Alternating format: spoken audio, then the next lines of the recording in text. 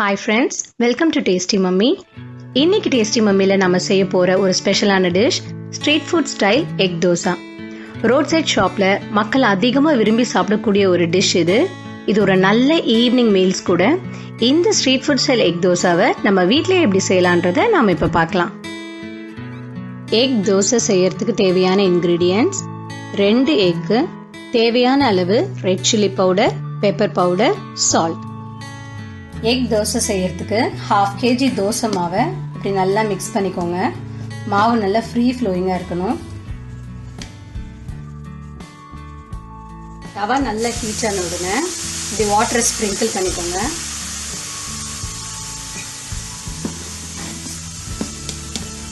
ஒரு கரண்டி மாவை ஊற்றி நல்லா அந்த மாவை ஈவனாக ஸ்ப்ரெட் பண்ணி விடுங்க.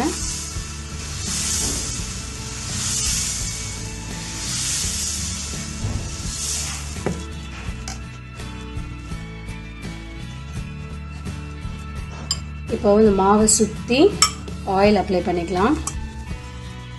இல்லை ஒரு 1/2 டேபிள் ஆயில் அப்ளை பண்ணிக்கோங்க. இப்போ எக்கை பிரேக் பண்ணி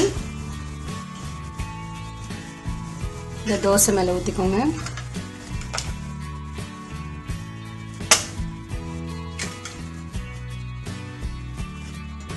இப்போ இந்த எக்கை ஈவனாக தோசை மாவு மேலே ஸ்ப்ரெட் பண்ணிக்கலாம்.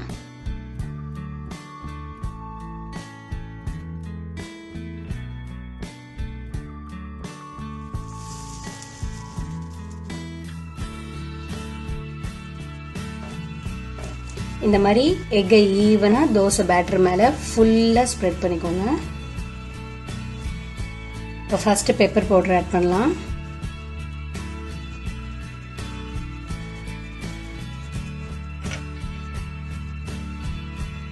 நல்லா அழகா தூவிக்கோங்க பெப்பர் பவுடர். காரம் ஜாஸ்தியாக வேணுன்றவங்க கொஞ்சம் நல்லா எக்ஸ்ட்ராவாக ஆட் பண்ணிக்கோங்க. Next red chilli powder. Red chilli powder கொஞ்சம் அதிக காரம் கொடுக்கும்.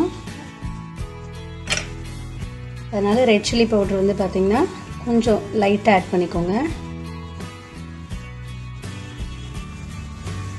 இப்போ தேவையான அளவு சால்ட் ஆட் பண்ணிக்கலாம்.